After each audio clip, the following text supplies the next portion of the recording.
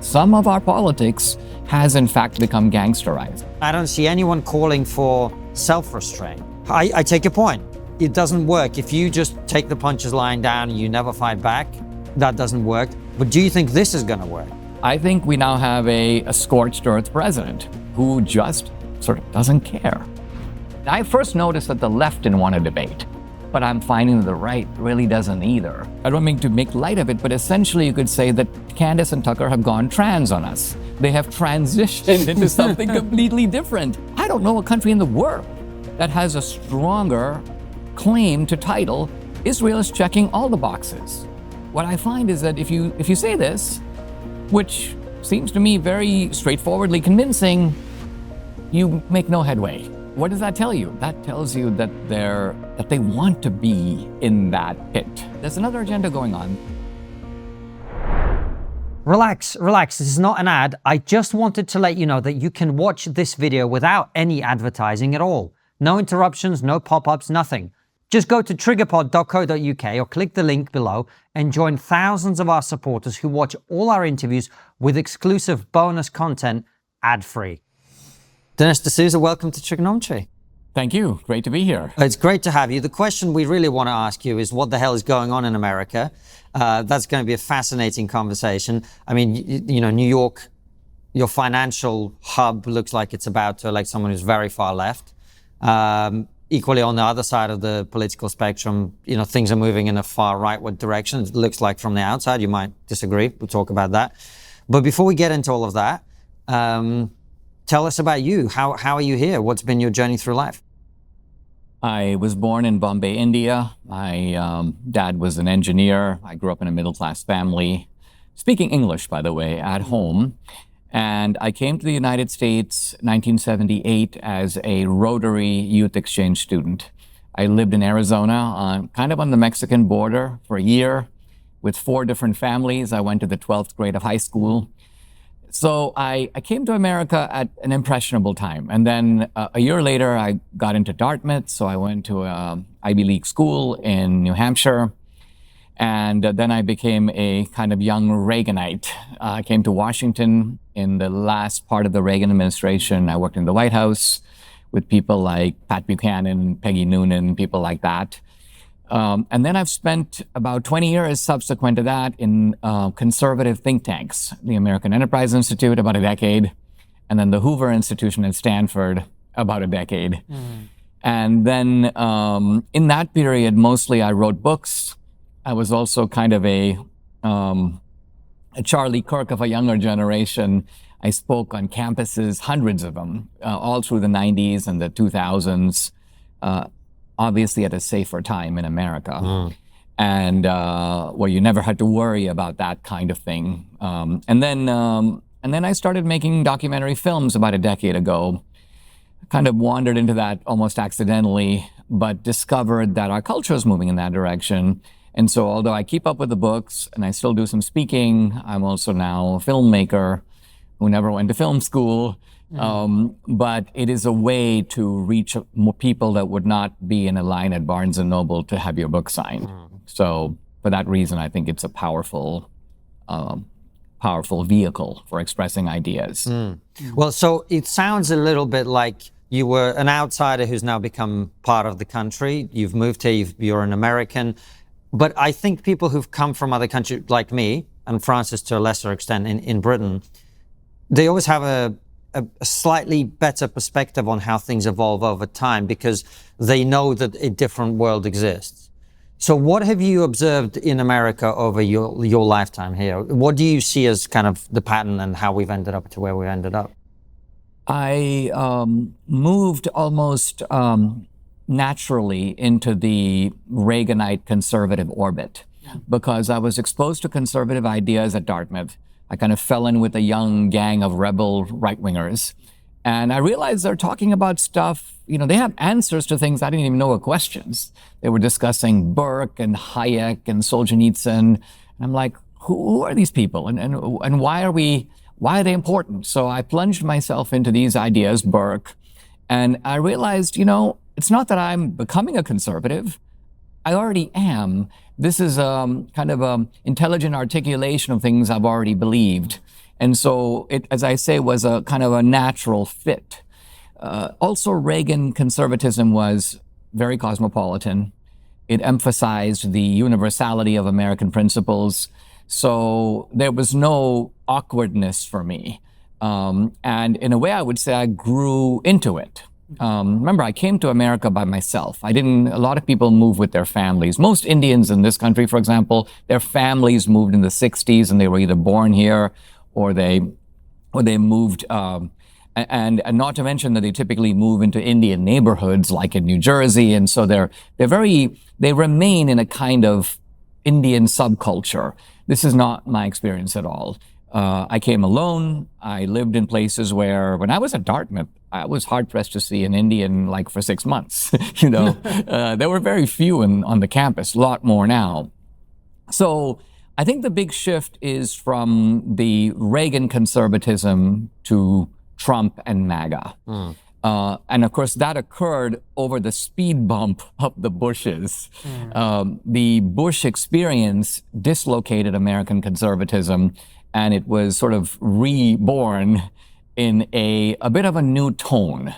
Now, I've been on board with all that. And I say that because a lot of my former colleagues at AEI and Hoover became dedicated never-Trumpers. They still are, people like Bill Kristol. So I know these people well. I wrote for their magazines. I was really part of their orbit. But Trump became a fork in the road. They went one way, I went a different way. And they also interpreted the fact that I was making films as a kind of intellectual sellout. They kept saying things like, well, Dinesh has just gone for the big audience. But really what I realized was that people are reading less, and that I was trying in my earlier career to convince the kind of hypothetical man on the fence. You could call it like Michael Kinsley at the New Republic, or so Fred Barnes, someone like that. And I realized that those guys they're not worth the time, really. And there's a whole bunch of new people who don't know anything about the founding, don't know anything about conservative principles, don't know very much about the roots of the West, but they actually want to learn. I'm like, I'd rather address that audience. And so it was quite a conscious decision to make a career shift, which did have the effect of pulling me away from a lot of my old colleagues. And Dinesh, you have got quite a unique viewpoint, because on the one hand, you're an immigrant who came here from a completely different country at the age of 17, yet you've been here for a long time and you've seen the culture.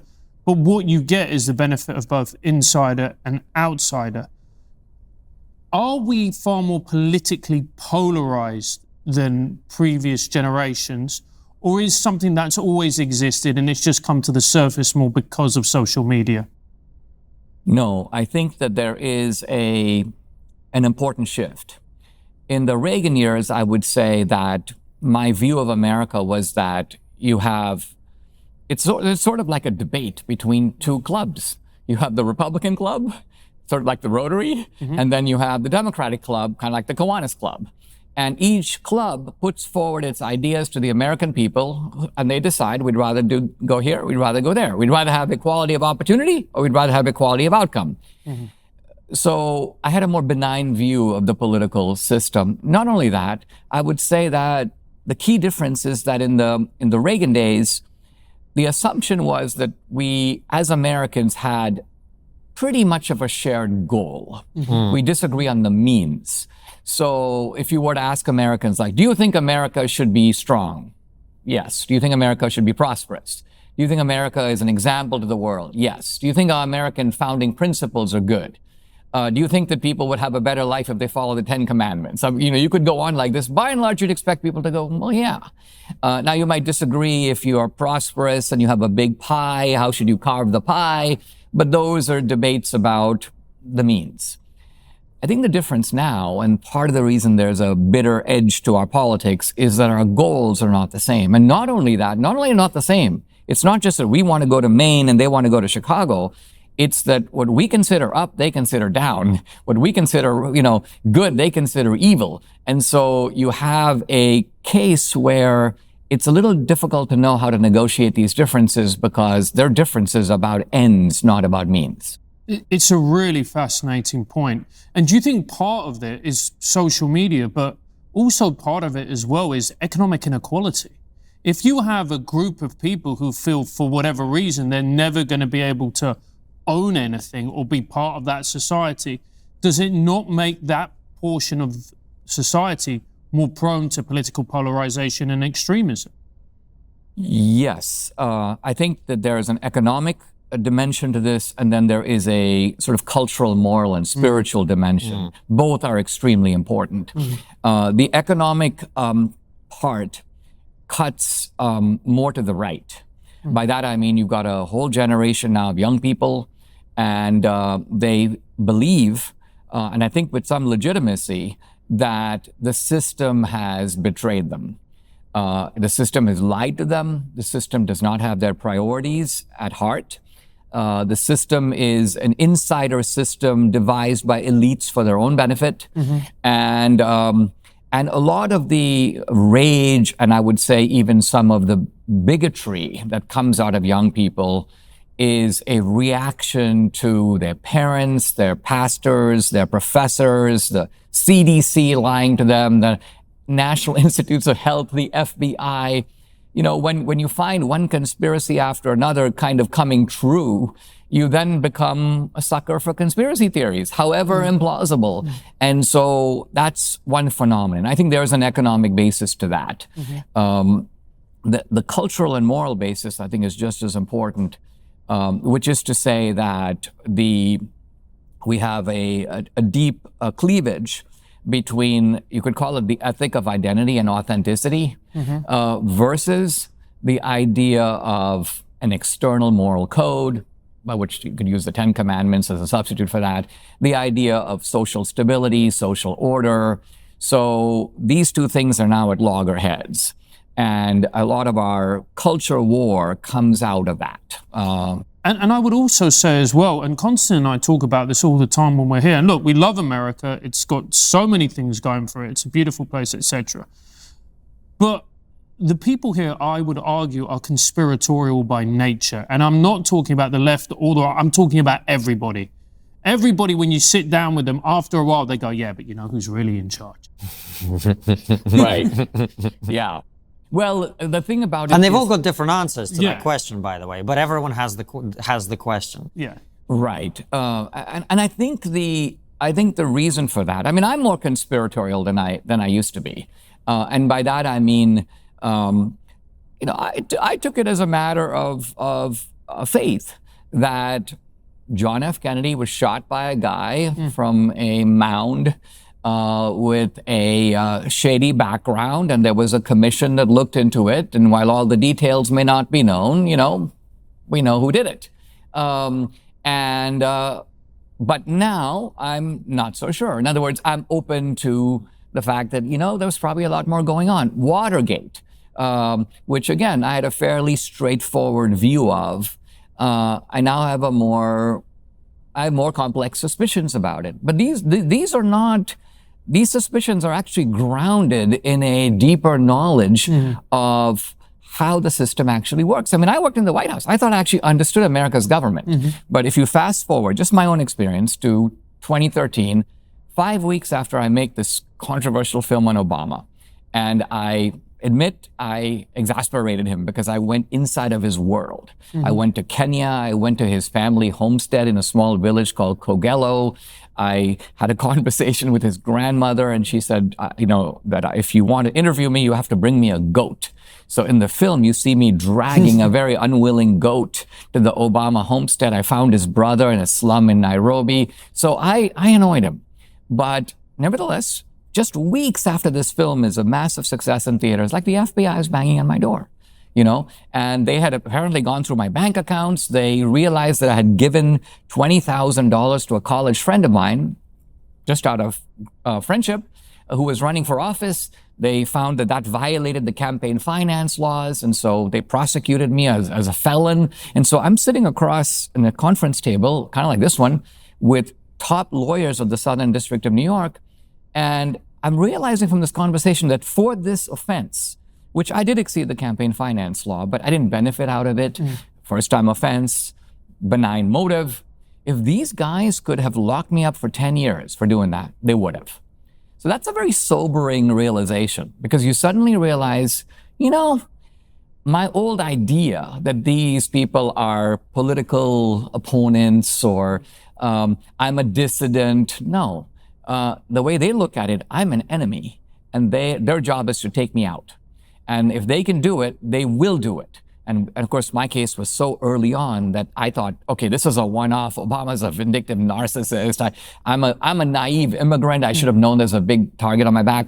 But sure enough, a few years later, George Papadopoulos, Carter Page, Michael Flynn, Trump himself, all of this became commonplace. So you can see where the conspiratorial mindset comes from. It comes from the recognition that some of our politics has in fact become gangsterized. That's not an illusion. That's a reality. Well, right. And, in many of those cases, the people are guilty of the things that they're being accused of. But, I'm from Russia, and in Russia, this is how it works. It's like everyone has done something wrong. Right. And whether you get prosecuted for it is not a question of have you committed the crime? It's a question of, is it politically advantageous right now for that crime to be dealt with? I mean, the left will say, well, look at John Bolton right now, look at other things like that. And that's a really staggering thing that I think we as outsiders in this country are noticing, is just things are very, very, there is no, you're not shaking hands and going to the bar after the game type of thing. Exactly. The game is played by a very different set of rules, and the rules are violent, and increasingly the rules are, kill or be killed. 2008 to 2012, I did 10 debates with Christopher Hitchens on college campuses. 1 or 2 were in big museums. Every single debate goes the same way. We go up there, knock down, drag out arguments over God and atheism, witty insults flying left and right. After the debate, I go down to the bar, there's Hitchens, and he's entertaining 3 or 4 people with quips. I join them, 2 bottles of wine disappear, and we are on to the next stage, right? And so there's a collegiality, and there's a kind of basic understanding that we're both seeking the truth. And then a few years later, I publish a book. I send it off to Hitchens. He writes a blurb. So this was the world that I came out of. Do you know, people of a younger generation, that sounds unrecognizable. Unrecognizable.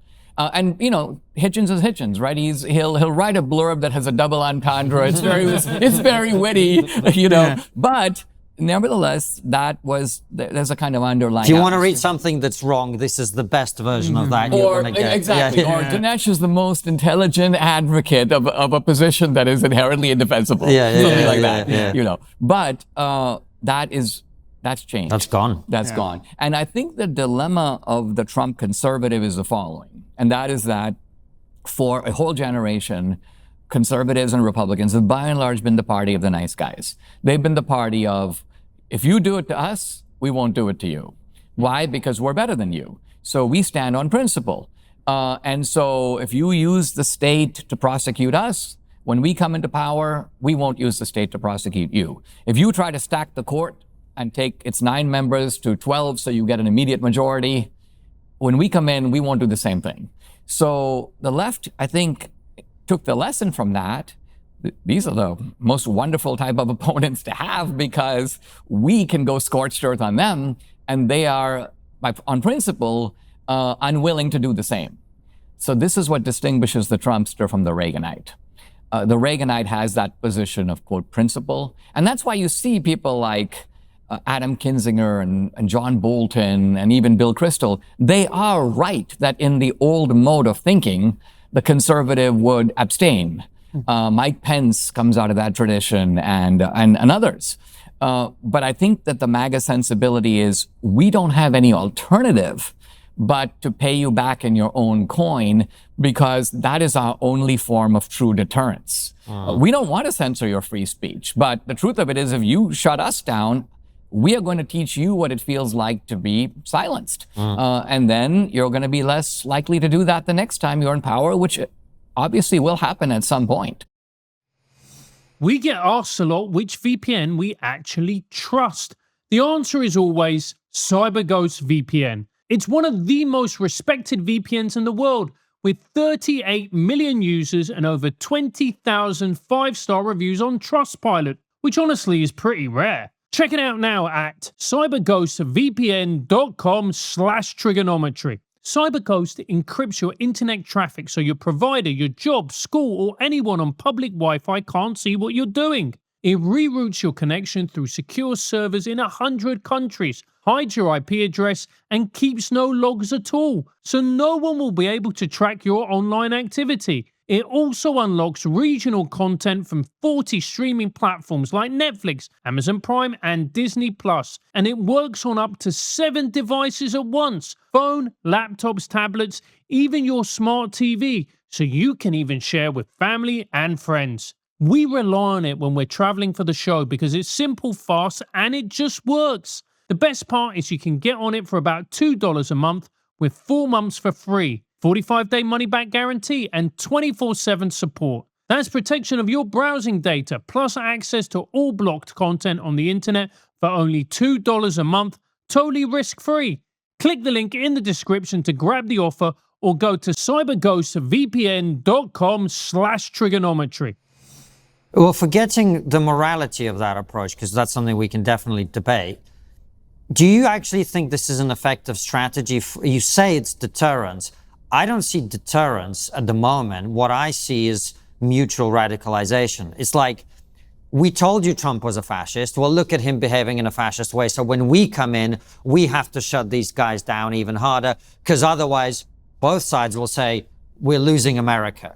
And both sides, if you're a neutral observer, I'm not saying there's an exact equivalence, because, cards on the table, I was relieved when President Trump was elected last year. And we said this on the show, right? But nonetheless, if you forget about President Trump and the people at the top, if you look more broadly, the language is very similar. If the other side get in, we lose our country. And that's why we've got to go harder. And everyone's going harder. And I don't see anyone calling for self-restraint, which I take your point. It doesn't work. If you just take the punches lying down and you never fight back, that doesn't work. But do you think this is going to work? Yes. Here's why. I agree with you that there is now a political atmosphere that does not resemble democratic politics as much as it resembles warfare. Yes. Right? Because in warfare, the basic assumption is you have to take the other guy down. You have to put him flat on his back, and then the war is over. And then he surrenders. And you make the new rules under which you go forward. That was obviously what happened, say, under the Civil War. Now, if you look at American history, at the very beginning, there was a lot of religious persecution going on. Mm-hmm. There's a certain mythology about the Pilgrims that they came for religious freedom. I mean, they came for their religious freedom, but they were perfectly happy to establish a very regimented system. And they weren't the only ones. So you had established churches. Now, what was really going on was everybody was persecuting the dissidents within their area of control. So in some ways, you can see the resemblance to the atmosphere of what's going on now. We're in the right, our opponents are wrong, we have to squash them. But what happened out of that is people then realized that this is actually a very awkward way to operate, because if I move from, let's say, Boston to Maryland, well, the Catholics are in charge over there. Or if I move to Connecticut, it's going to be the Episcopalians or the Congregationalists are in charge. Things aren't going to be so pleasant for me. So one way to understand our Bill of Rights is not as articles of faith, but as articles of peace. People over time realize that this mutual recrimination is actually a very painful way to live. All right, let's make a truce. You agree not to persecute me. I agree not to persecute you. Let's write it down, right? So that's how we get religious liberty, not out of some philosophical reflection on the importance of liberty, but rather out of a kind of bitter tussle in which the religious liberty emerges as the only viable solution for living together. So that sounds to me, correct me if this is wrong, but I'm just trying to pass what you're saying in my head, that there will be a very painful period for America coming now. We're in it already, but it's going to get more painful before it gets better, right? Because you're already shooting each other. that's what's happening, right? I mean, I think it's fair to say that most recently, most of the high-profile incidents are left on right. But is it going to stay that way? I don't know, right? Exactly. There's no way to predict that there is an easy stopping point for all this, because now I would say that here is a key difference ideologically, and that is that the right does not have a philosophy of assassination. The left does. So the left's philosophy of assassination is this: our opponents are fascists. They are on the verge of establishing a tyrannical, totalitarian regime. Think of the rhetoric just even of no kings, right? So tyrannicide, or overthrowing the king, and even the phrase by any means necessary kind of tells you that there's no limit. Any means necessary means any means necessary. So arguably, let's say the Charlie Kirk shooter goes, I am merely drawing the logical implications out of this philosophy, which is the mainstream point of view on the left. Now, you can't find an equivalent philosophy on the right that would justify doing something. I agree that it's possible that we would see political violence from the right end also. And we have seen, right? And we have seen some of it, but it doesn't have this legitimation. Right. Yeah, for the moment. For the moment. But the problem is the more you do tit for tat reactions, what inevitably happens is it becomes escalatory.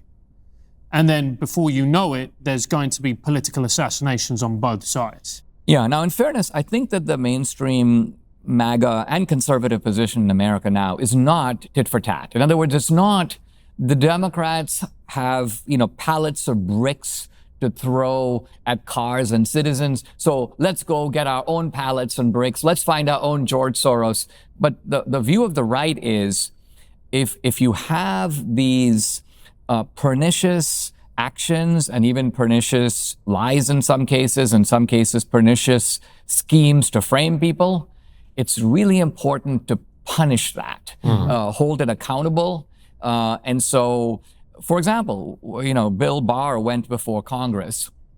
This was obviously in the some years ago, and they said, you are going after leading Democrats. You are going after the Democrats. You're making your office a political prosecution. And Bill Barr goes, name a single Democrat that I've indicted. And you couldn't name one because there wasn't one, right? But after this long procession of indictments, not just of Trump, we're talking about people, ordinary people, pro-lifers with rosaries, 70 years old, getting long prison terms.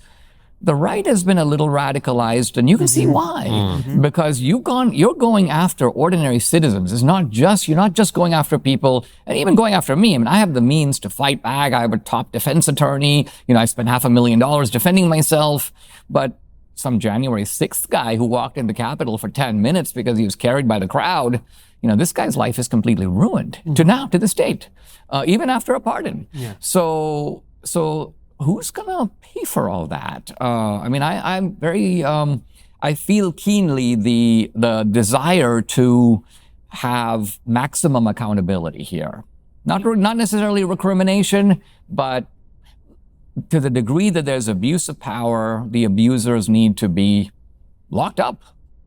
Fair. The thing that concerns me, Dinesh, is, look, everybody sitting around this table is to a greater or lesser extent a political animal. We chose to get involved in this. And when people say things about us or misrepresent us or criticize us in a manner that is deeply unfair, there's a part of you that understands it because that's the nature of the game. Politics has always been a dirty business from day one. Who I worry about in all of this are the soccer mums, Dinesh. The people who see the cohesion within their society, cultural, political, start to degrade, and it affects ordinary people who are not political, but who are the very backbone of America. I agree, although I don't think that the main problem that those people face is so much, let's say, political acrimony or political violence.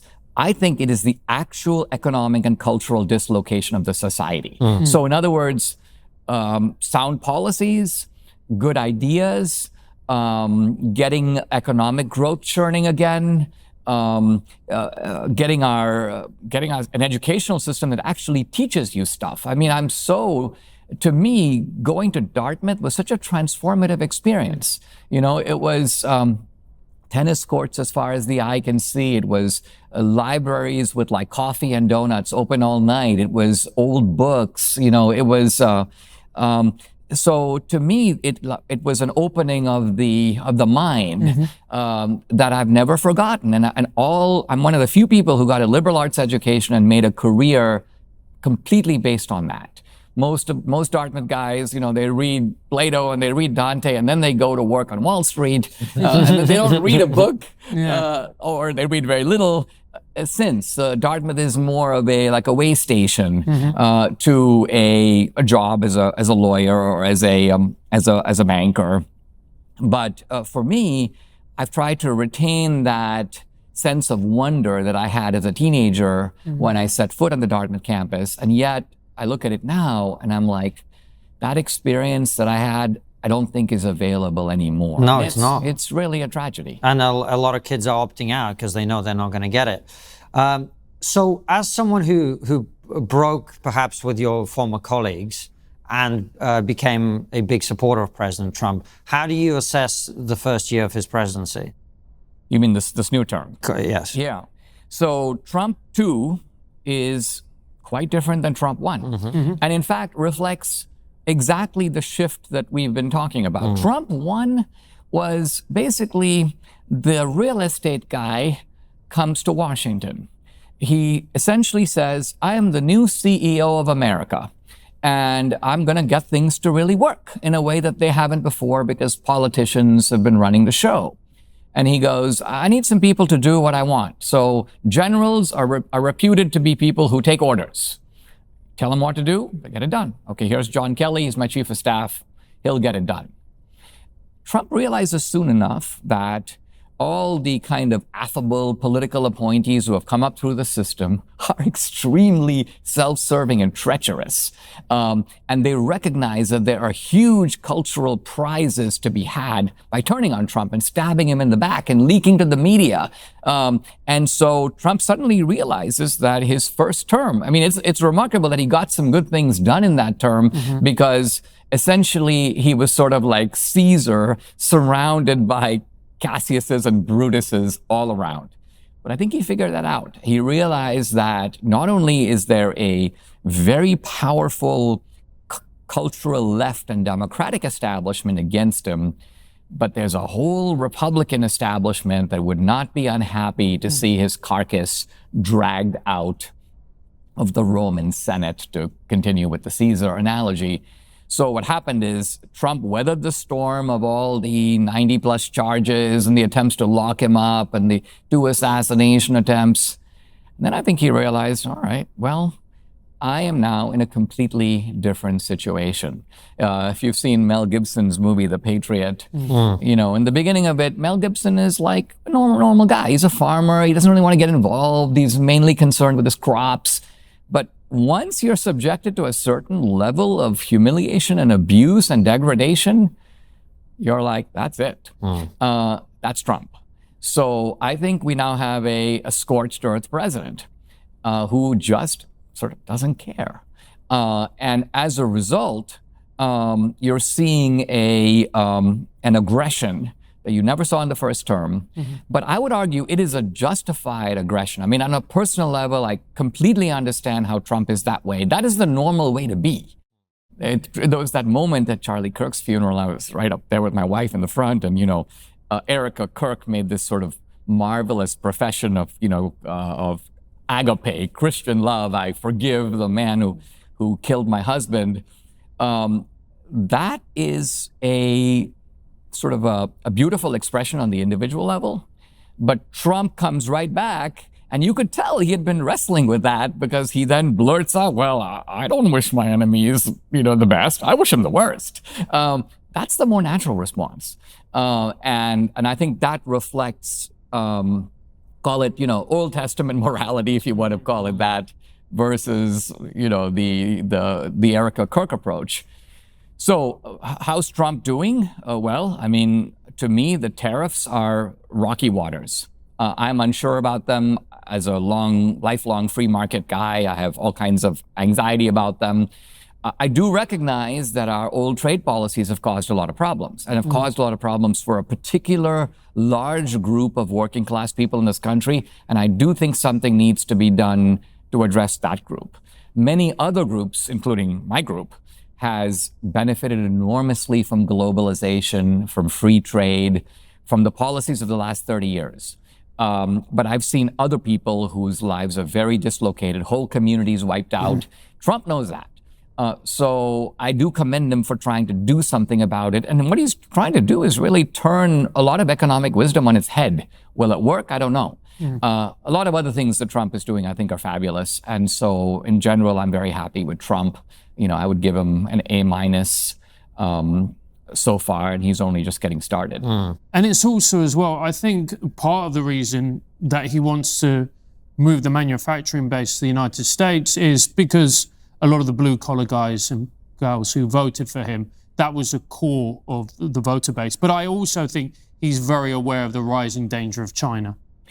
Yes, and I also think that his motive isn't just the voter base. I think what he's realized is that a lot of the social values of a society are based upon having a steady job, right? So let's say, for example, you can achieve on the balance great economic efficiency by wiping out a steel town and sending over those jobs, let's just say hypothetically, for half the price to Indonesia or to China. So on the balance sheet, you're doing great. You are actually following free market ideology. You're making the product where it can be made most cheaply. And I come out of a whole economic tradition that goes, that's right. That's what you want to do. You don't want to pay farmers when you don't need farmers, and technology can produce the crops. If you can have the steel made more cheaply over there, let's do it. But then what you end up with is you have a whole town of people sitting on the sidewalk, and fentanyl is a big problem over there, and their kids are dislocated, and the civic structure has all broken down. There are small businesses that supported, the bowling alley and the little league have closed down. So you now you just have debris. And so bringing those jobs back is part of that cultural restoration, no less than the economic. To say nothing of the fact that when COVID happens, you can't import drugs from China or masks or whatever, because they'll hold on to them, because when push comes to shove, countries believe in the national interest. And we have a situation in Britain where we don't make our own steel anymore. Now, how are you going to fight a war if you can't produce the very basics that you need to manufacture? We have net zero. This is brilliant. I mean, exactly. How this was allowed to happen, even in critical industries, is a little unbelievable. You, the Triggernometry audience, understand how vital free speech is. That's why we're proud to reintroduce you to our long-standing partners, Give, Send, Go. We caught up with their founders at Jordan Peterson's Alliance for Responsible Citizenship conference this year, and it was clear they are not just running a crowdfunding site, they're defending a principle. Take one of the most powerful examples, Daniel Penny. He stepped in during a dangerous subway incident in New York and was later charged with homicide. His Give, Send, Go campaign raised $3 million, allowing him to mount a strong legal defense as his case moves through the courts. That case made headlines, but the bigger story was this. While other platforms shut campaigns like his down, Give, Send, Go stood firm. So if you want to support causes that matter or raise funds yourself, whether it's for free speech, helping a friend in need, or disaster relief, visit givesendgo.com and use the code TRIGGER for a special 2.5% processing rate. That's givesendgo.com, the platform that doesn't just talk about free speech, it protects it. But the same thing is true in so many other sectors of life. When I look at the universities, I say to myself, now, when I was a student, we had two groups of people running the university, and I'm sure this was just as true at Oxford. You had an older generation that I would describe as classically liberal. They were not on the right. They were actually on the left. But they did believe in free speech, and they did believe in debate, and they believed in academic standards. And if you were to tell them something like, we're not going to be teaching Plato's Republic, they would have no tolerance for this kind of thinking. Because they believe that there are great books, and people should read them, and people should spend a lot of time immersed in this kind of stuff. But there was a younger generation out of the 60s and 70s, and you could tell that those people even dressed differently. They were more bohemian in style. They were much more casual in their rhetoric. They didn't typically wear a jacket. And I saw to myself, I said, if you were to remove the older generation and just move these guys into full control, this campus would look totally different. Mm-hmm. That's exactly what happened. The older generation retired, was phased out. The younger generation insisted on ideological homogeneity. So it replicated itself. And it produced really something more resembling an indoctrination factory than a real debate. Now, when I was at Dartmouth, the college was left-wing, but there were probably 24 conservatives on the faculty, including 5 or 6 outspoken ones. I could name conservatives at Harvard, Yale, Harvey Mansfield at Harvard, the law professor at Yale. And so the conservative students had mentors to gravitate to, but all of that was wiped out in the early part of this century. And so suddenly the conservative became a complete pariah. If you want to know like what was Charlie Kirk's accomplishment, I think what it was, most of all, was not his brilliant oratory or his knowledge of issues. It was really the fact that you had conservatives beaten down and humiliated, treated as the sort of public enemy number one. And then along comes an organization that basically says, you can be with like-minded people, you can hear ideas from intelligent people, your point of view is not crazy. And they were like, oh my gosh, this is almost like a sanctuary, a refuge. And that was what Turning Point provided and still does. And just to go back to economics, because I'm glad we're talking about this, I think one of the genuine criticisms you can make against Trump is his unwillingness to deal with the deficit, which is one of the things Elon got so frustrated with. Now, this is a problem that we've been dealing with since the Reagan years. Reagan could not cut the government either. Even though his ideology was completely about cutting the government, Reagan came to office on slogans like government is not the solution, government is the problem. But I will tell you as an insider, one of the things we realized, it is what economists call the public choice dilemma, which is just a kind of a esoteric phrase, but it means something really simple. If you take a government program that costs, let's say, $10 million, and let's say you take the $10 million and you give it to one group, I'm going to call it Planned Parenthood. Planned Parenthood now will hire 10 lobbyists to protect that program, right? Let's say that the money for this program comes from 10 million Americans who have all contributed $1. So the truth of it is that there is a much larger constituency for, let's say the program's not working, you want to stop it. The problem is this, Planned Parenthood applies concentrated lobbying pressure on the Congress to preserve the program. And then if we in the Reagan administration tried to mobilize the 10 million people who funded the program, each of them only gave $1. So we can't even get them to make a phone call. So there is an inequality of pressure. And so what we realized, which was somewhat devious, but nevertheless politically pragmatic, is that there is no way to cut the program. The only thing you can do is take the money from Planned Parenthood and give it to a pregnancy center. Why? Because now you have created a new constituency on your side. So that, in effect, true, are you cutting the deficit? No. You are merely moving the money around. You are merely moving the money from their gang to your gang, right? And so at the end of the Reagan years, and there were massive successes of Reagan, right? The Berlin Wall comes down, the Soviet Union collapses, Reagan restores American patriotism and pride. I've written a book on Reagan. But nevertheless, on this count, you'd have to say that the Reagan project was a failure. Reagan was unable to cut the size of the government at all.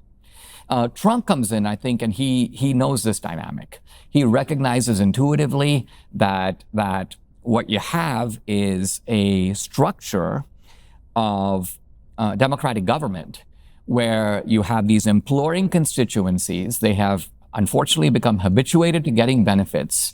The benefits are extracted through taxation from unwilling taxpayers, but they are also funded by printing money through the Fed. So Trump is like, I don't think he knows how to tackle that monster. And I don't either. So I don't blame him for not cutting the deficit for the debt.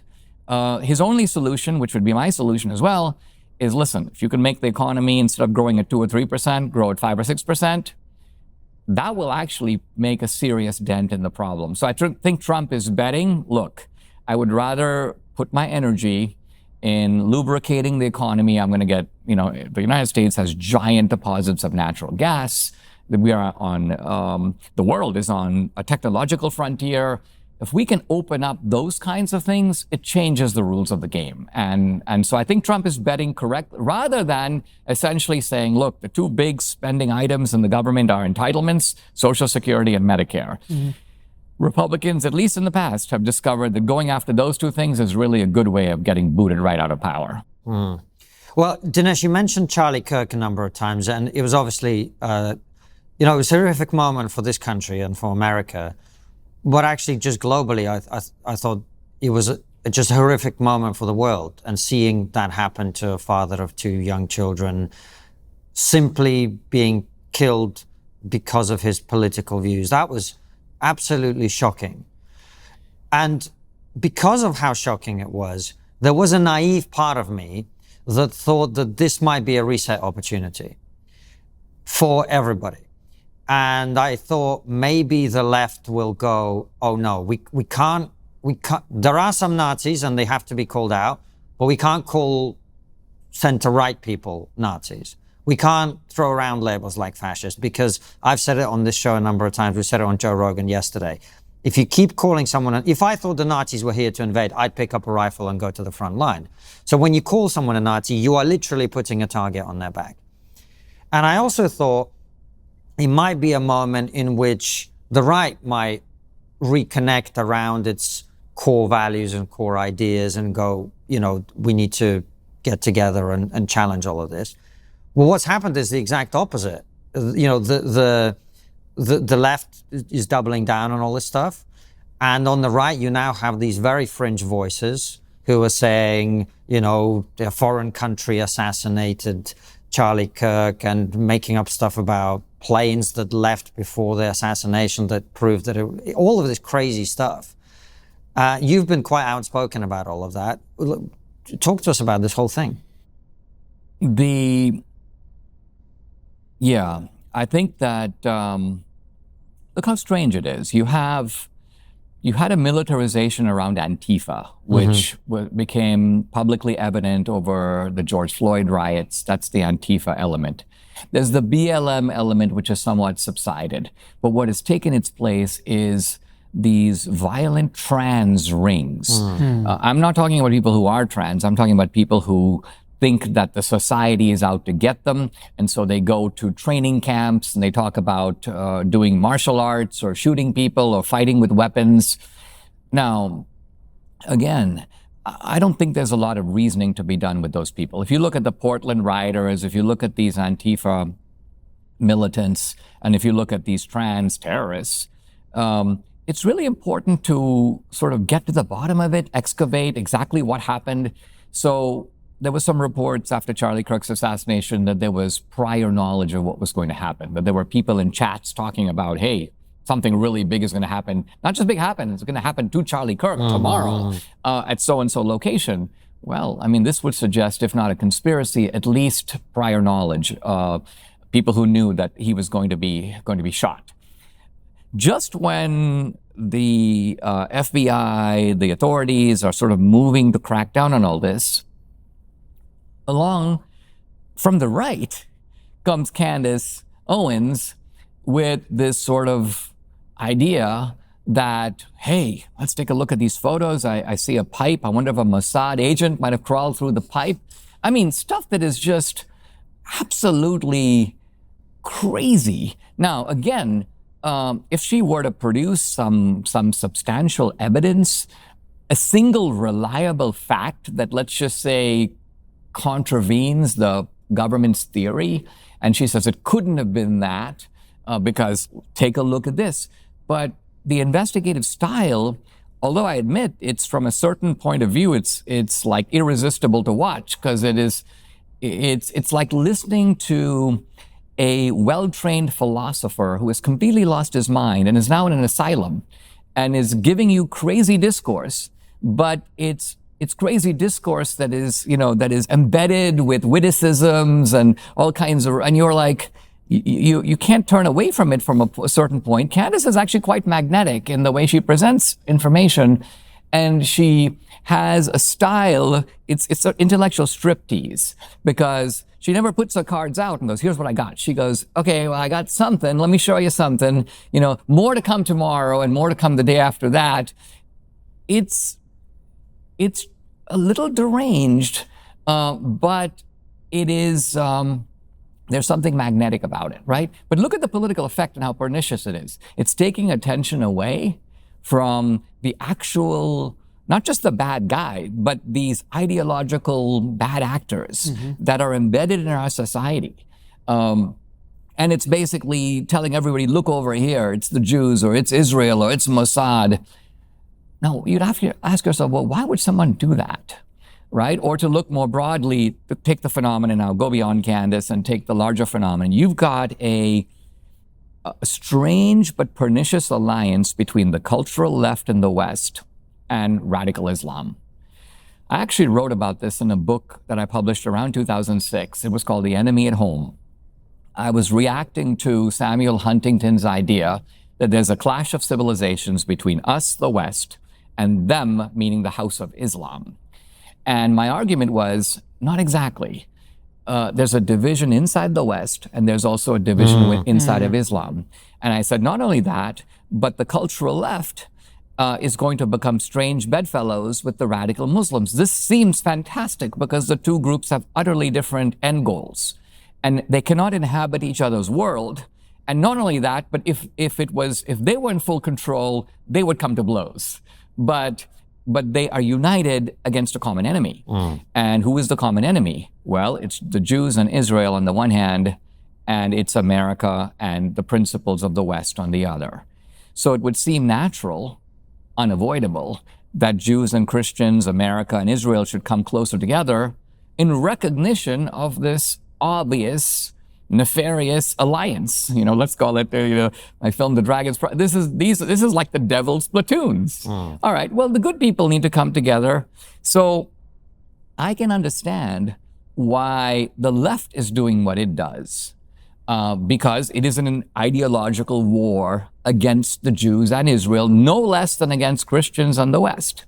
What I don't understand is this movement on the right that is attempting to sever our connection with Israel, and I think in the process undermining Trump, undermining MAGA, undermining America's national interests, undermining the foundations of the West, which are Athens and Jerusalem. But on top of all of that, strengthening radical Islam and strengthening the cultural left. Hang on, but you say you don't understand. Let me push back on that. I think it's relatively simple to understand, Dinesh. How so? We all know smartphones are essential, but they've also become the ultimate surveillance machines. That's why we were so interested when former TRIGGERnometry guest Eric Prince created the UpPhone. This isn't just another handset. The UpPhone runs on Unplugged OS, free from big tech ecosystems. It comes with a firewall that blocks third-party trackers and gives you full transparency into who's trying to access your data. And it works straight out of the box. I got one of these myself because I want to know my phone is serving me, not Google, not Apple, and not some faceless data broker. And that's the point. Your phone should serve you, not spy on you. Check it out at unplugged.com/triggernometry and use our code TRIGGERnometry for $20 off a protective case with your UpPhone. If you go along this way of like, the left have done this, they've done all these egregious things, these tactics to silence and destroy, to play identity politics, to say if you're white and male, you're bottom of the oppression pyramid, which means you're far less likely to get a job, far less likely to progress. It becomes socially acceptable, let's be honest, to demonize you, particularly if you're blue collar and white and male. You automatically become thick, stupid and racist. Then why wouldn't you start to tribalize? Why wouldn't you become conspiratorial? Why wouldn't you go out and attack the people that you think have done you wrong? Absolutely right. So I do not blame the fractured, dislocated, angry young people who are responding in just the way that you say. I know why they're doing that. But I do blame the Pied Pipers who are leading them to the precipice, who should know better, right? Let me try a few other theories on you, because I don't think the explanation Francis gives is fully here, because what it doesn't really explain is why there are certain people now absolutely obsessed with the Jews. Why are they obsessed with Israel? Because it's not Israel or the Jews that caused the cultural disintegration that you're talking about. They didn't take over college campuses 40 years ago and introduce all this anti-Western crap. I think there's a few things going on that I think are contributing as well. One of them is, I wrote an article when Tucker Carlson went to Russia and interviewed President Putin, which was called Tucker Carlson and the Woke Right, in which I basically said that there is these sections on the right that have become very focused on victimhood and are replicating some of the things we saw on the left in doing so. And when you're focused on victimhood, you have to find someone who's victimizing you. And at that point, Jews in Israel were not the thing. And I said, for now, the label is globalists, and those sections of the right keep talking about globalists, but a globalist isn't something that you can visualize. No one has, like, when I say globalist, a picture of a person doesn't come into your head. So they were looking for somebody to be the scapegoat, the explanation that explains everything, like the left's explanation of, well, everything is because of white supremacy. Everything is because of institutional racism. Everything is because of straight white men. Saying that's one thing. The other thing is, once President Trump gets elected for a second term, in the overwhelming fashion in which that happens, what does the media do, whose entire, new media in particular, whose entire identity became, it was the anti-woke coalition, of which Triggernometry was 100% a part of.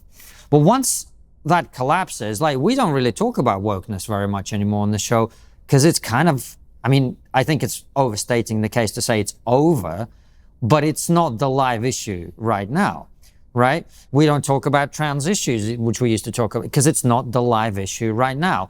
So if you are in a right of center media person or channel or organization, you can either keep beating, that meme of stop, he's already dead, right? That's not going to get you any views, because beating up on the Democrats, we don't even know where they are anymore, right? So you have to go, the incentive structure is to go in a more conspiratorial, out there direction. Those are my two other bits that I'd put to you. Yeah, I have a bunch of little things to add to that. So the first one is that in the Reagan era, in conservatism, there was a certain, I would call it the intellectual guardians of the tribe. People like William F. Buckley, Reagan to a certain degree, but there were others, Irving Kristol. And the idea here was that if you came in with the poison of anti-Semitism, blatant racism, criticism of affirmative action, yes. Calling blacks monkeys, no. So if you did that, you were basically asked to leave the room. And you were abolished from you wouldn't be invited to conservative conferences. You certainly wouldn't be a speaker. It would basically be the end of you as a public figure. So that's gone. And it's gone, why? Partly because we don't have a conservative intellectual class that performs that task. And why don't we have that? Well, partly because the mainstream of that class went never Trump. And so when I look around for, if I were to make a list of, let's say, 30 of my colleagues from the Reagan days, I would say that probably about 25 of them went anti-Trump. And they went to anti-Trump in different places. John Bolton is a little different place than, say, Bill Kristol. But nevertheless, they're by and large excluded from MAGA. And what happened is, partly as a result of a cultural shift, MAGA produces a new type of pundit who is not. Think of the distance between, say, Irving Kristol and Tucker Carlson. Tucker doesn't even purport to be knowledgeable about anything, right? So as a result, what Tucker says is, I will develop a ventriloquist style. I have strong opinions, but I don't want to defend any of them. So I will set up a structure in which I bring in sources, often rather dubious sources, people you've never heard of. You know, the nun with the mustache, some disgraced academic. And what I'll do is I will ask sort of leading questions that in which is embedded an answer, my answer, but framed as a question. You then will blurt out the obvious implications of the question, giving me the answer I expected, but I will pretend to be thunderstruck by it. It's an epiphany, it's a new revelation. People have been suppressing this kind of thinking for decades. So this is a shtick. It's a different shtick than Candace. Candace's shtick is the Candace Intelligence Agency. I'm like the world's greatest detective. You know, I'm the Pink Panther of my time. I'm deputizing all my viewers also to be detectives. Feed me information. We're going to crack the case. So to me, this is like an intellectual embarrassment because all my life I've been an iconoclast. I will take on ideas and I will try to dismantle them, but not in this way. My ideas are things like this. The Dixiecrats all became Republicans. And my strategy of challenging that is I go make an inventory of the 200 Dixiecrats. I put them up on a movie screen and I say, all right, I'm now going to show you through a movement of the mouse which of these 200 Dixiecrats became Republicans? Answer 2. So did the Dixiecrats as a group become Republicans? No. There's the empirical evidence right there on the screen. You can check it out, for yourself. So when I see this almost parody of investigation, parody of scholarship, it's very unnerving. Now, for young people, just as you said, there is a susceptibility to all this, and also there's no easy check on it. Like, for example, right now I'm in these big debates about Christian theology, but I'm debating Christian theology with people who have listened to 2 podcasts, right? I've written 3 books on Christian apologetics. I've thought about this stuff for 30 years, but it's difficult to address people who say things like, Dinesh, open a Bible once in a while. You might learn something. I'm like, are you serious? Yeah.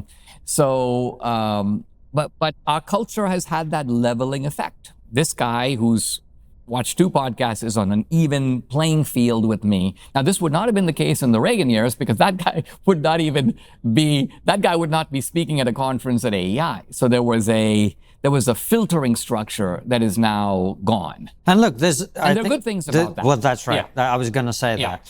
And I know you've tried to debate Tucker, and this is one of the other things that I do find strange because, with some notable exceptions, quite a lot of these people don't engage in what used to happen, which is you come together and you have these debates and discussions. But now I think the economic incentives aren't there. You don't need to do that. Like, if you're Candace, you just do your show and you make millions of dollars talking about how someone you used to call your friend, denigrating his legacy, in my opinion, and all of that. But you don't need to go and engage in a debate. There's nothing to gain, really, right? And so everything gets siloed. Right. So if you look back, what was the motivation for Hitchens and me to debate? We had nothing, in a sense, to... our reason for debating is that deep down, each of us thought that... this is what happened with me. I turn on the TV and I see Hitchens and he is debating a pastor. Right? And Hitchens is making witty Oxford Union jibes at this guy. And this guy doesn't even know that he's being struck with these rapier thrusts because the pastor comes out of divinity school. He accepts the authority of the Bible. His argument is the Bible. And Hitchens is speaking a secular language. So I'm like, this is a disgrace. I've got to write Hitchens and tell him, look, why don't you pick on someone who's not only your own size, but who will speak to you in your own language? And Hitchens is like, well, that's great. I'm up for it. So we're both up for it. And that's our motive. Our motive is that deep down, we actually do believe in the power of ideas. There's probably a little bit of narcissism that each of us thinks that we are top-notch gladiators and we're willing to step into the arena. But you're right. Like these days, if you say, hey, Megyn Kelly, hey, Patrick Bet-David, why don't you invite Tucker and me to have this out? We'll do it in a very civil way, but we'll get to the bottom of it.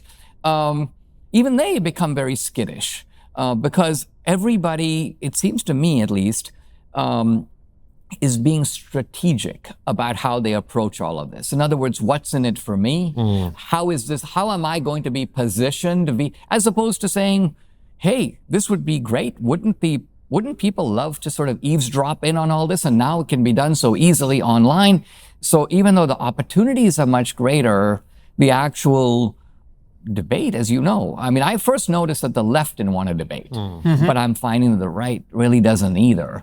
Well, give you a small example. I did a debate online with Nick Fuentes, partly because he was prancing around telling all his viewers and an increasingly large group of people, everybody's scared of me. I'm alpha male. He's like, Ben Shapiro's scared of me. He's like, Charlie Kirk's scared of me. Everyone's scared of him. So I'm like, I'm not scared of you. So I did this debate. It went very well. In fact, a lot of his young listeners were like, who is this guy? And like, Nick is not doing as well as we had hoped and so on, all this stuff. But my point is, as soon as I did that, I got a text from Charlie Kirk. Dinesh, why? The basic idea was, you should not debate. And you certainly shouldn't debate Nick Fuentes, and you shouldn't give him any platforming or any recognition.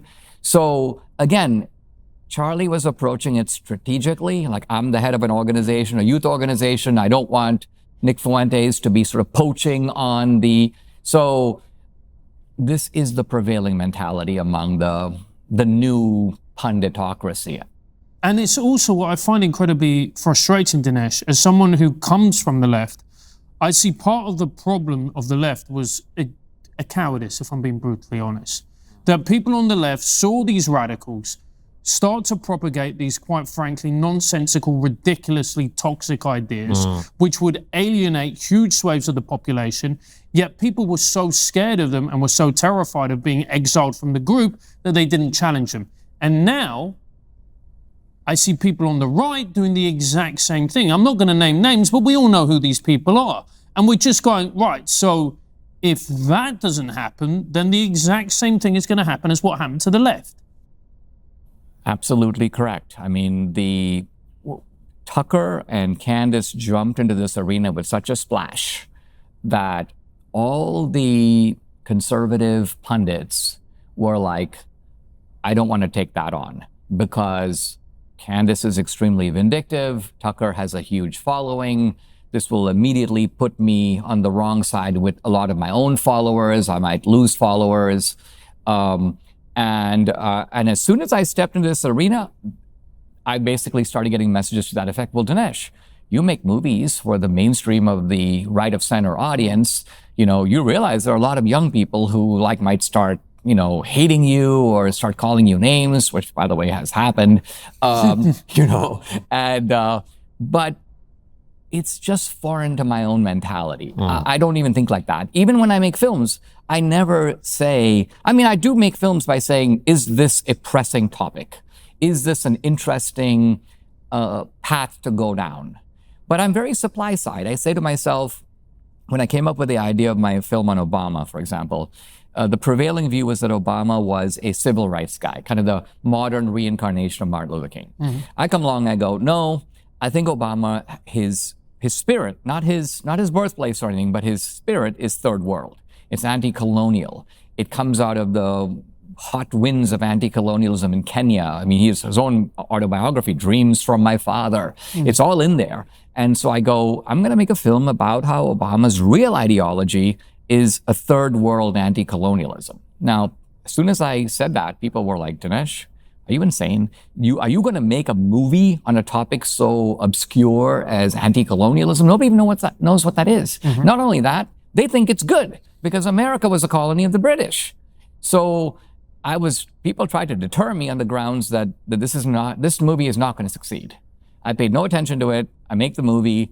It's the second most successful movie ever made, a political documentary after Michael Moore's Fahrenheit 9/11. So I've learned from my own experience to find things that are interesting and important and just say them, just go for it. And that's my approach right now. And it's maybe naive in a more strategic era, but it stood me pretty well. And every time I do this stuff, people like Charlie Sykes, who's now, I think he's with the Bulwark. He's an ever-Trumper.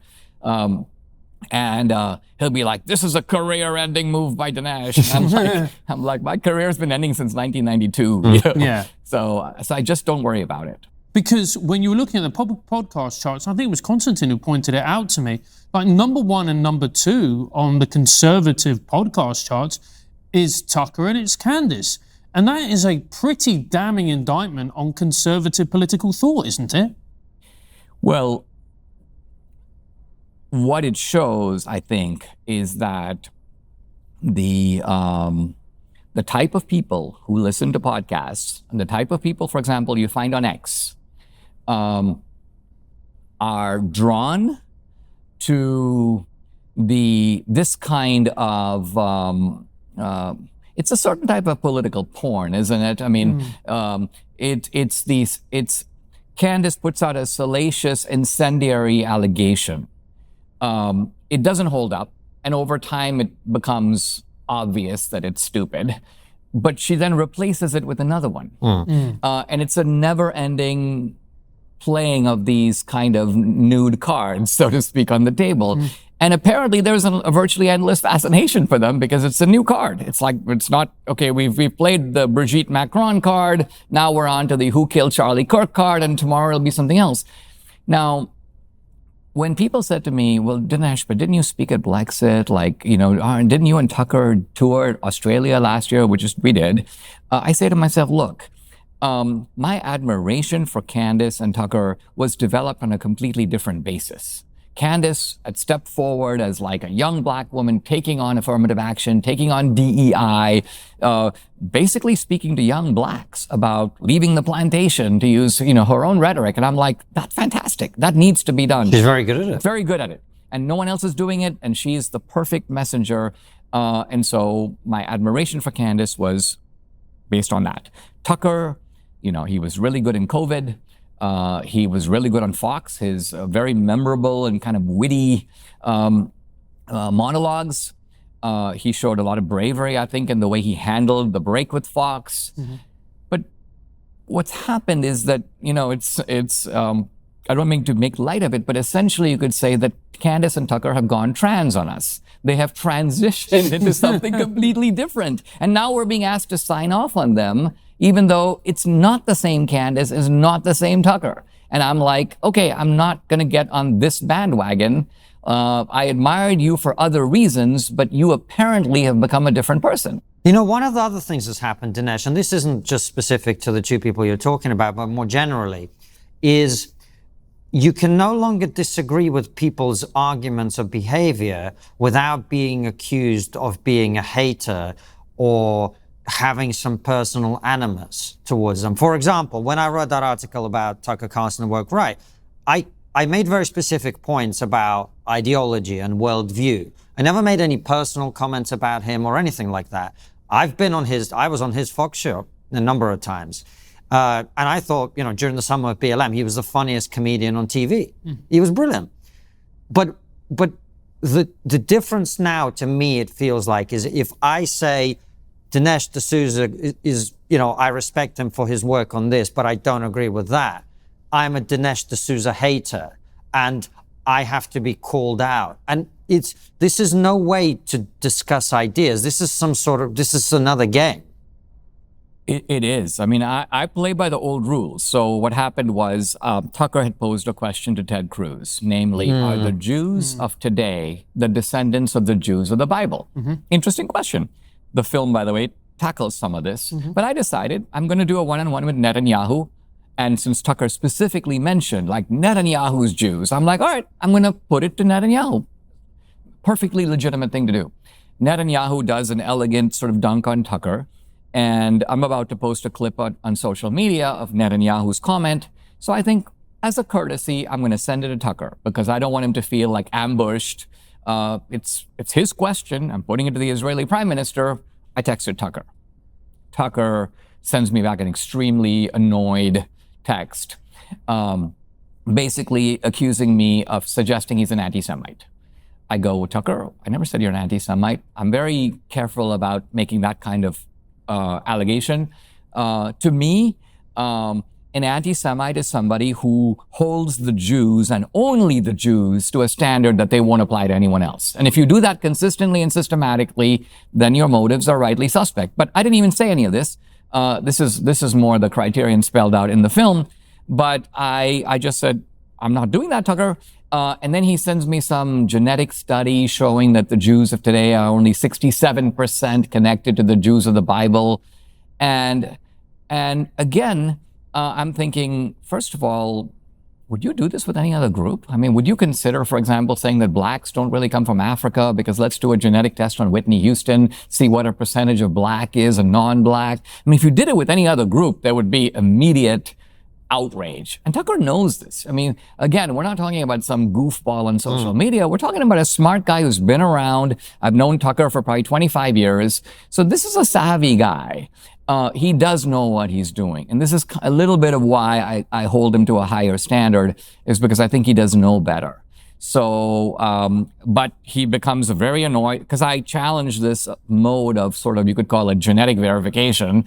I say, listen, of all the groups that have been dispersed to the ends of the earth, as far as I can see, the Jews have kept a tribal identity more than any other group. If you look at, say, Shakespeare's Merchant of Venice, the Jews don't intermarry. Shylock doesn't even want to go eat with the Christians. And when his daughter runs off with a Christian, he's outraged. I mean, this gives you a little window into how Jews as a group have preserved their Jewish identity, not to mention gone back to their ancestral homeland, revived the Hebrew language, and essentially recreated, at least to an observable degree to me, the world of the Bible. It's observable if you walk around Jerusalem. You feel like you're in the land of the Bible.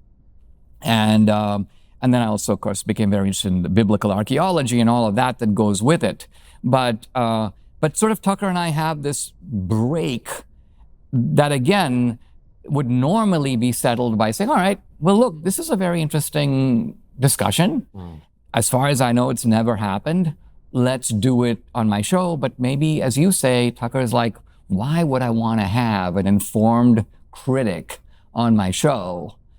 That might show me up. That might show that I am actually far less of an authority and the man in control or know what I'm talking about. I would much rather keep the structure I have, which is the ventriloquist structure of having essentially submissive guests who echo back to me what I want them to say. And I don't want to really veer too far from that. Your film is about October 7th and Israel. Why do you think there has been this level of focus on Israel in Western political debate?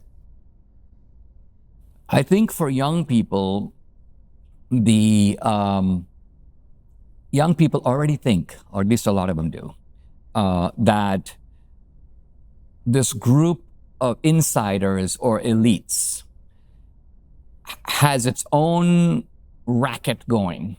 And they care about everybody, like, except me. I, the ordinary American, the working class guy, I'm like the very bottom of their list. Is that unfair, though, Dinesh? Is that an unfair assessment of the situation? When you look at the Rust Belt, when you look at comments like the deplorables, etc., when you've seen how societies, and particularly in the center of this country, have been allowed to go to seed, is that really an unfair criticism? No. I'm actually stating it sympathetically. Yeah. I understand why people say those things, but what I'm saying is, now imagine the Pied Piper who comes along and goes, listen, the reason that you have this predicament is because this whole American structure, which has a lot of bad elements, it's got the police state, it's got the cultural left, it's got academia, the media, Hollywood, but there is in fact a kind of super manipulator that is controlling all of these, and that's Israel, right? So it's almost like Israel is being presented as the master key. Now Tucker's backing off from some of this, because I noticed that in his most recent talk in Indiana, he goes, well, there are some disagreements in MAGA over foreign policy, I think we can all agree that America's interests should come first and that Netanyahu is a leader of a foreign country, as if that's just what we've been talking about. In reality, I think the sort of the poison is not about that. It's far worse. It's essentially putting the Jews as the master manipulators of the entire elite structure, and a lot of young people buy into that. What's interesting about all of this is you have to be very, I don't mean this disrespectfully, but the word ignorant has a meaning, which is a lack of knowledge. You have to be very ignorant to think that in an alliance of the most powerful country in the world and a tiny country which is dependent on that country for its security, that relationship could be anything other than the powerful country getting its way 99% of the time. Like if a 25-year-old White House staffer comes over to Britain, he's talking to people way above his level, twice his age, and they're all sitting there taking orders because America is the world's hegemon and Britain isn't. And it's inevitably the same with any other country with which America is in a kind of relationship of some kind. America sets the terms, the other countries do what you want. So it's a very strange trick that's being played. That is part of it. The part of it I don't understand is that even if you take the ignorant guy and you give him a very simple, coherent cure for his ignorance, he still resists. I'll give you an example. So I was on Matt Gates's podcast, and Matt Gates goes, well, you spend a lot of time in your movie, Dinesh, biblical archaeology. You're trying to show that the Jews have this ancient ancestral presence going back 2,000, 3,000 years ago. He goes, so what? He goes, the American Indians were here first. Does this mean we got to turn over the whole country to them? So I reply as follows. I said, well, Matt, as far as I know, if you look around the world, I only know 3 ways in which you can get the title deeds to a country, any country. First, you are the original inhabitant. And that's one basis for making a claim. The second, some sort of negotiation or treaty. Someone gave it to you as part of a deal that was made. And 3, conquest. I go, I don't know a single country in the world that didn't get its borders and its map out of one of these 3 ways. I go, in America, quite honestly, there's a bit of a dispute because the Native Americans were here first, so they get original inhabitancy, but the white man conquered it, so conquest goes to the white man, and so you could argue that there's at least some sort of a disputed title. I said, let's apply this logic to Israel. Number 1, the Jews were there first. They were the original inhabitants. Check. Number 2, the United Nations at the end of World War II, by treaty, basically, or by negotiation, says, all right, Jews, you can have this. Arabs, you can have this. The Arabs say no, but you have the check, the second box, a negotiation or treaty. And number 3, the Jews have fought multiple wars, 48, 67, 73, have held the land by conquest. So I go, I don't know a country in the world that has a stronger claim to title. Israel is checking all the boxes.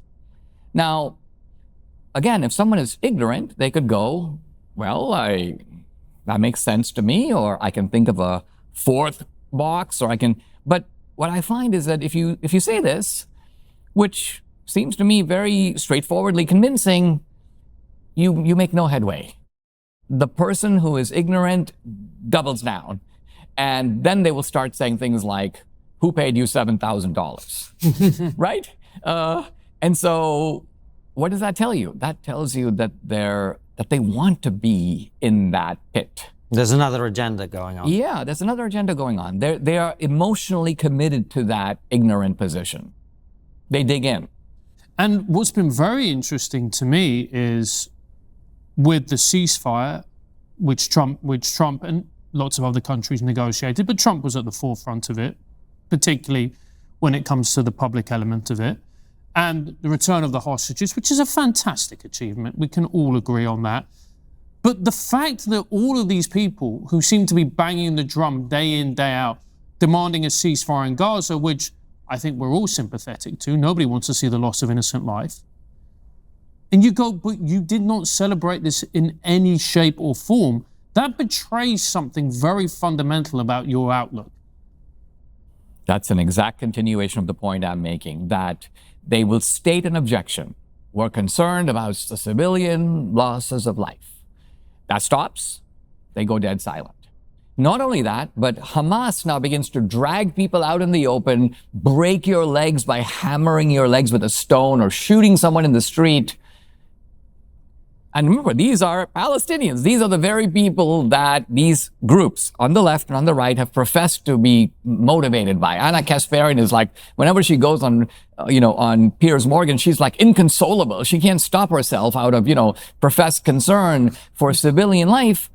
And yet, suddenly, you find that she has nothing to say. And this is, I think, the low deceitfulness of our age.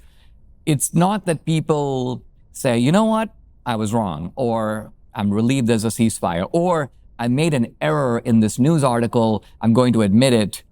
What they do is they go back and they stealth edit it, right? And it's as if to say, I never made the mistake. Go look right now. See, it's all right. Or what they do is they go dead silent. They wait for the issue to pass so they can reemerge sort of unchastened. And again, this is just dishonest from the point of view of scholarship, right? It's kind of like you published a paper, you made these claims, they're actually false. It's up to you to go, I got it wrong. Here's why I got it wrong, but I'm gonna fix it, and I'm not gonna make that mistake next. If you don't do that, the dishonesty becomes habitual. And I'm glad that you use the word dishonesty, because when I look at the situation in Gaza dispassionately, there is no way forward for that situation to be solved until you get rid of Hamas. I think everybody can agree with that. Most Middle Eastern countries agree. Yeah. Until you get rid of Hamas, there is simply no way you are going to have peace in that region. But how do you get rid of them? Because they're not going to want to go off their own volition. They're not going to go, you know what, actually, we've still got 20,000 people, however many soldiers we've got. We're going to put down our weapons and we're all going to become organic vegan farmers. That is simply not a reality. So I guess the question is, how do you solve a problem like Hamas? Let's fill out the problem a little bit more. Hamas does have a lot of civilian support and allies. Normal civilian families in Gaza have stashes of weapons. It's not entirely a case, even though I will say Hamas has human shields, and the picture that gives you is the Hamas guy like grabbing these civilians and sticking them in front, shoot, but the truth of it is there are a lot of civilians, maybe because they've been propagandized over 20 years, they shelter Hamas. They are willing human shields. You will have moms who say things like, I've given 2 sons to Allah, and you expect her to say, I've got 2 more, so I'm not ready to, but no, she means, I am ready to give 2 more. I'm going to give them all. So there is And I also feel it's fair to say as well, Dinesh, so there are people going, if Hamas come in, point a gun at your head and go, you were going to stand here in front of, what are you going to do? There's nothing you can do. Yeah. I mean, look at how they're punishing dissidents now in the street. And then there you have a global jihadi movement that doesn't wake up actually sweating about the Palestinians, but does see Hamas as part of its global jihad. It's one tool, right? So they have their own reasons for keeping this festering. So even if Hamas decided, to dismantle the global jihadi operation, which has much wider ambitions, right? They want to infiltrate Australia and Canada and Europe and the United States. And that doesn't go away. So I'm very hopeful about what Trump has done, but I'm also very conscious of the magnitude of the task ahead. And you'll be aware, as many Americans increasingly are, that Islamist extremism has become a very big problem, particularly in Europe. It's interesting that right as actually it's being solved across the Middle East and places like the UAE and Saudi Arabia, it is now rising in Europe. What about America? Do you guys feel that issue is under control here? Are you safe? Absolutely not. I think that Europe is almost a case study of having largely succumbed to massive radical Islamic infiltration, taking over towns and suburbs. We're seeing glimpses of that in the United States. This has been I have to say, something like a 30-year project, because even in a red state like Texas, you'll suddenly just notice a proliferation of mosques. You'll suddenly notice that you've got all these Islamists running for school board. You suddenly notice that that they're trying to create 100 Ilhan Omars. So the prospect of a United States of Islam, which would have been unthinkable even a few decades ago, I think is a real danger that people should be aware of. It hasn't come here yet to the extent of Europe, but is there any doubt that it's going to? Dinesh, great speaking with you. We're going to head over to our Substack where people can ask you their questions in a second. But before we do, we always end the same way, which is by asking what's the one thing we're not talking about that we really should be. Before Dinesh answers a final question at the end of the interview, make sure to head over to our Substack. The link is in the description where you'll be able to see this. What are some areas the Trump administration can improve upon after the first year in power? And what are some criticisms you would have? What do you think conservatives misunderstand most about the concept of freedom? And what do progressives misunderstand most? Quick reminder, thank you to CyberGhost VPN for sponsoring this video. A top-tier VPN for $2 a month. Click the link in the description to get their special offer. Well, I think that there is the issue of how do you put the MAGA house in order? That's a challenge on the right. The challenge on the left is, or from the left, is the red-green alliance, which has now come to full fruition.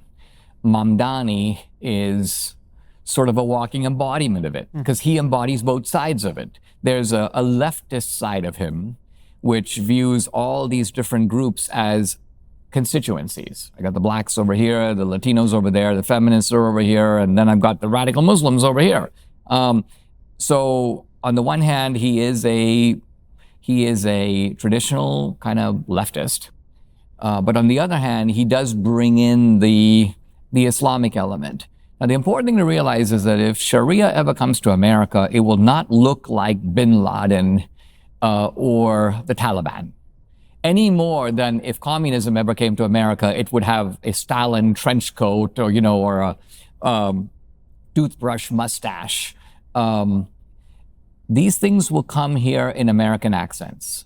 If Sharia comes to America, it'll look more like Mamdani or Tucker Carlson. It'll be all-American, it'll be homegrown, it will be suave, it'll be social media savvy, it'll have pink cheeks, and then Tucker's will have a bow tie. So as a result, Americans are not they're not looking for that.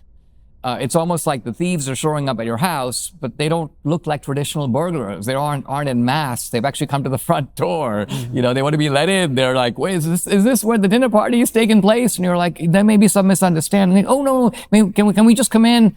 So alerting America. See, the thing is, Israel, the reason Israel is so good in fighting radical Islam, in my view, Israel's on the front line. Right? It's kind of like when you live in a bad neighborhood, you learn to look over your shoulder. You become very survival oriented. You become very lean. You become very tough. America has had a kind of spectatorial distance from all this, the luxury that, well, yeah, we did have 9/11, but by and large, this kind of thing we have not seen here. And as a result, Americans are slow to wake up to it. Dinesh, thank you very much. Follow us on over to triggerpod.co.uk where we ask Dinesh your questions. Many of us were driven away from the Democratic Party by woke excesses like racism, sexism, and anti-Semitism. What are conservative leaders doing to minimize the racist, sexist, and anti-Semites in the Republican Party